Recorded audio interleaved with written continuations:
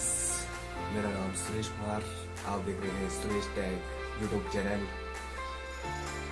आज मैं इस वीडियो में बात करूंगा Samsung Galaxy 5G ultra phone के फीचर्स के बारे में।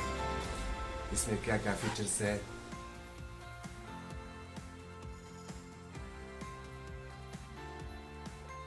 सबसे पहले आता है इसमें डिस्प्ले इसमें जी 6.8 इंच। फिर आती है जी बैटरी इसमें जी 5000 mAh। फिर जी रैम इसमें जी 12 GB और रोम इसमें जी 512 GB। फिर आता है इसमें रियल कैमरा इसमें जी 200